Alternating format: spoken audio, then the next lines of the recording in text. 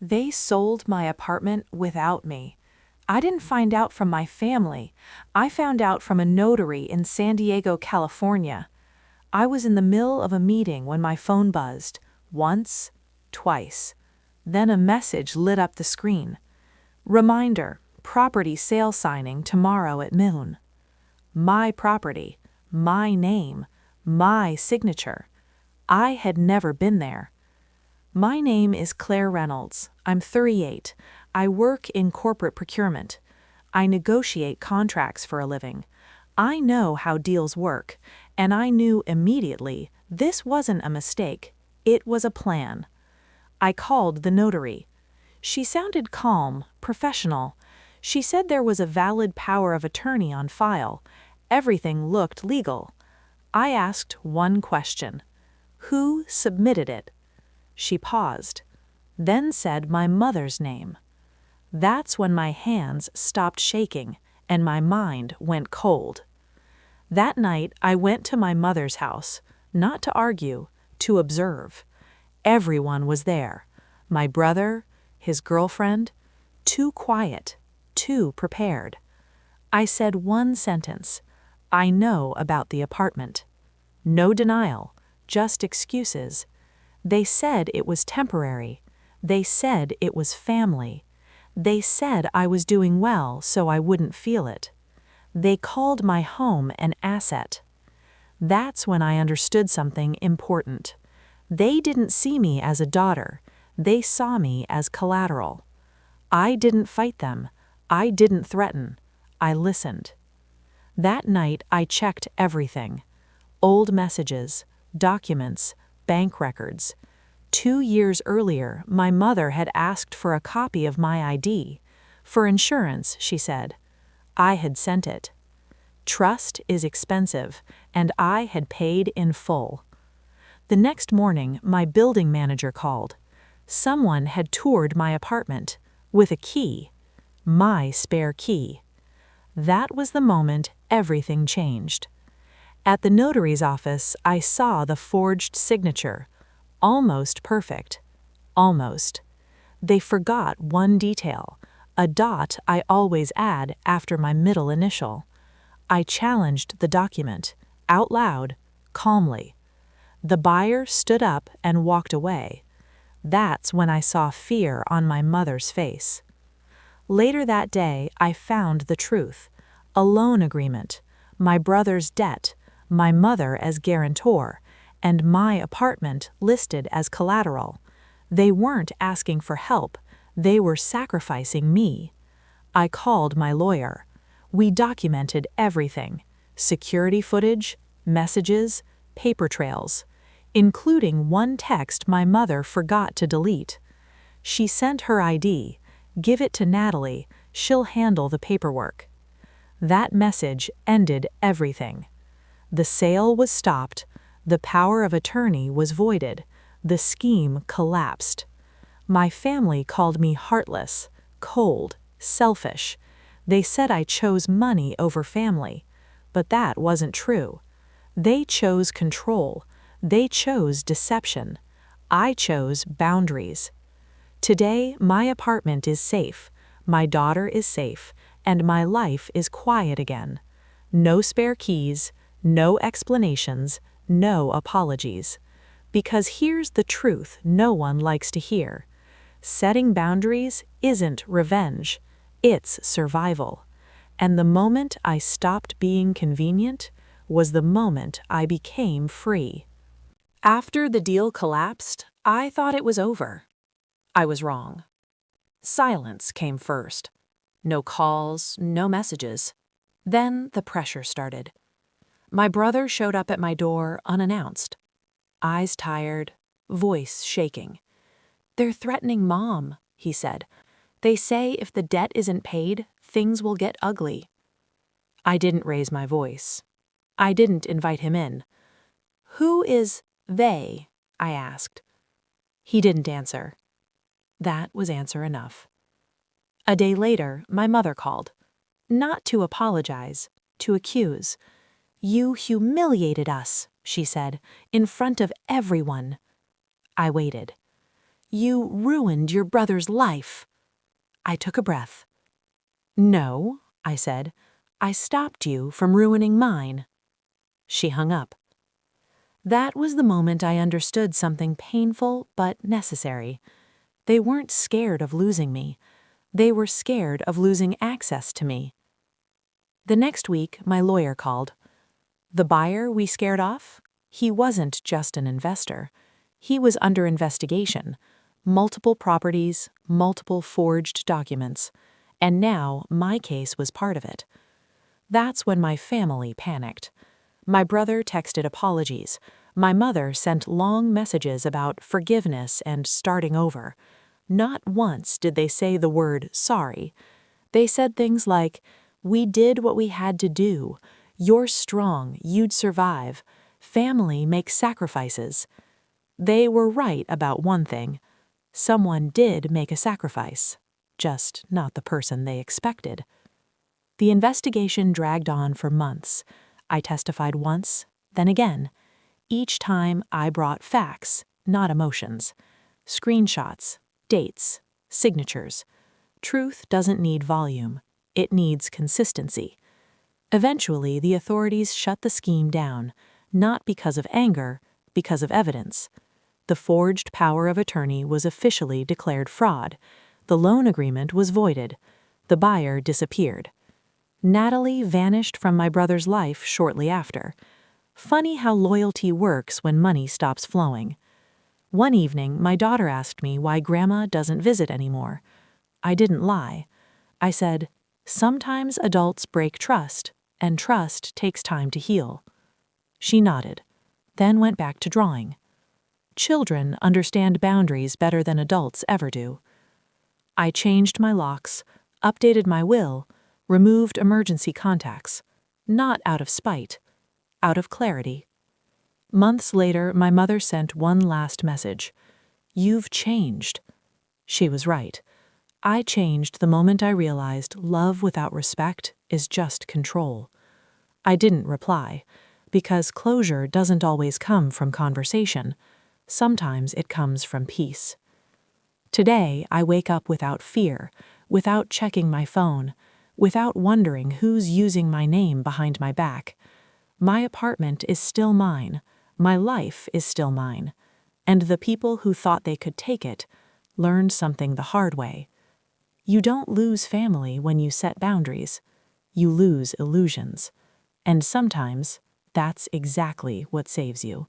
I thought the story would end quietly, but truth has a way of resurfacing. 3 months later, my lawyer called again. "Claire, something came up. Another case. Another victim. Same buyer, same pattern, different city." He asked if I would speak to investigators one more time. I said yes, not because I wanted revenge, but because silence protects the wrong people. When I walked into that room, I realized something. Every person there had the same look I once had. Confused. Ashamed. Still wondering how it happened. I told them exactly how it happened. Step by step. No drama. No blame. I explained how trust was used as leverage, how family was turned into a tool, how documents replaced consent, and I watched their faces change. Because once you see the pattern, you can't unsee it. After that meeting, I stopped hearing from my brother entirely. No apologies, no updates, just distance. And distance, I learned, is sometimes the healthiest response. Weeks later, a letter arrived, handwritten, from my mother. Not long, no explanations, just one sentence. "I hope one day you understand why I did what I did." I read it twice, then I folded it and put it away, because understanding doesn't require agreement, and forgiveness doesn't require access. Around that time, something else shifted. At work, I was promoted. Bigger contracts, more responsibility. People trusted my judgment. They always had. I just hadn't trusted my own boundaries enough. One evening, as I locked my door, my daughter looked up at me. "You're different now," she said. "Different how?" "Calmer," she replied. I smiled. She was right. I no longer carried the weight of expectations that were never mine. No more guilt disguised as love. No more favors with hidden prices. Just clarity and peace. Here's what no one tells you. Standing up for yourself doesn't feel powerful at first. It feels lonely. It feels wrong. It feels like you're breaking something sacred. But what you're really breaking is a cycle. And cycles don't break quietly. They resist. They guilt. They accuse. Until they can't anymore. I didn't lose my family that year. I lost the version of them that only existed when I was useful. And what I gained was myself. My life didn't explode after that. It stabilized. Slowly. Solidly. Like something finally built on truth. So if you're listening to this and something feels familiar, if someone calls your boundaries selfish, if they say family when they mean control, pay attention, because the moment you stop being convenient is often the moment your real life begins, and no one can sell that without your consent. Not anymore. I didn't expect what happened next. It came quietly, without warning. A call from an unknown number. I almost ignored it. Almost. "This is Detective Harris," the voice said. "We need to ask you a few final questions." Final. That word mattered. They had arrested someone connected to the scheme, not the buyer, the fixer, the person who handled the documents, the pressure, the manipulation. And during questioning, one name kept coming up. My mother's. Not as a victim, not as someone misled, as someone who knew exactly what she was doing. I sat there, phone pressed to my ear, feeling something strange. Not shock, not pain. Confirmation. The detective continued. "She admitted she believed you'd never go to the police. She said you were too responsible to cause trouble." I closed my eyes. Too responsible. That's how they justify betrayal. She said family always cleans up quietly. I thanked him and ended the call. Then I sat in silence for a long time. That was the final truth. Not the forged papers, not the money, but the belief that I would always absorb the damage, that I would always stay quiet. That night, I deleted the family chat. Not dramatically, not angrily, just finished. Weeks passed. Life didn't collapse without them. It expanded. I started running in the mornings, cooking dinners without rushing, laughing more easily. Peace does that. One afternoon, I ran into Natalie by accident. A grocery store. Different aisle. She froze when she saw me. "You didn't have to destroy everything," she said. I looked at her. I didn't destroy anything. I stepped out of the way and let the truth stand. She had no answer. Because people who benefit from lies hate daylight. Later that year, I received a notice. The investigation was closed. Charges filed. Cases consolidated. My part was officially over. I framed nothing, posted nothing. I celebrated quietly. With my daughter. With people who never asked me to shrink. And that's when I understood the final lesson. You don't need to punish people who betray you. Life does that naturally once you stop protecting them from consequences. I no longer explain myself, not to relatives, not to strangers, because I know who I am.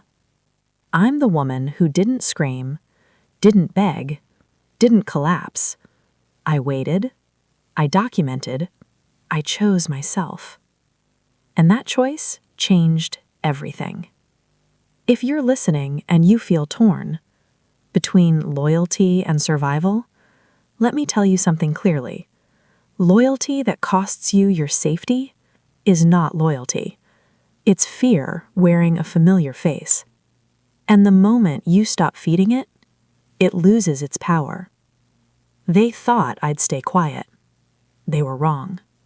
And I've never slept better since. People assume closure comes with apologies, or tears, or reconciliation. It doesn't. Closure comes when you stop waiting. Months after the case ended, I ran into my brother at a coffee shop. Different city, different version of him. He looked older, smaller. He stood when he saw me. "I didn't know what to say," he started. I nodded. "That's usually a sign you know what you did." He swallowed. "She says you destroyed the family." I looked at him carefully. "No," I said. "I exposed it. There's a difference." He didn't argue. That told me everything. We talked for 5 minutes, about nothing important. Then we went our separate ways, and I felt nothing. Not anger, not sadness, just neutrality. That's when you know you're free. Later that year, I bought a second property, smaller, quiet, not as an investment, as a reminder that my future is built by choice now, not obligation. I taught my daughter something important too, not through lectures, through example. She saw me say no. She saw me walk away. She saw me stop explaining myself.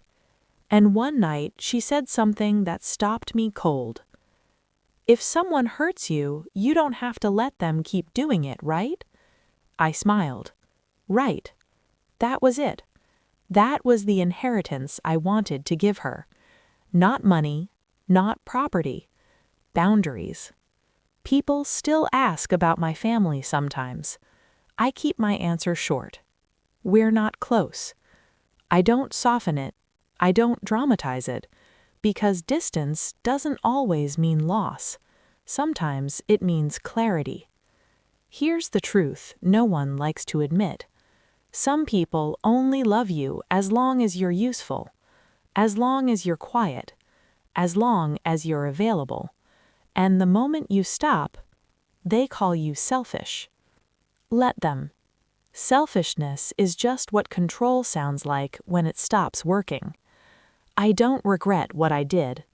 Not the report, not the silence, not the distance. I regret only one thing: waiting as long as I did. So, if you're listening and you feel that familiar pressure, the guilt, the fear, but their family, remember this: family doesn't steal your name. Family doesn't gamble with your safety. Family doesn't expect you to disappear so they can stay comfortable. And when the truth finally comes out, you don't have to celebrate. You just have to stand still and let it do its work. Because the strongest revenge isn't destruction, it's dignity, and I kept mine.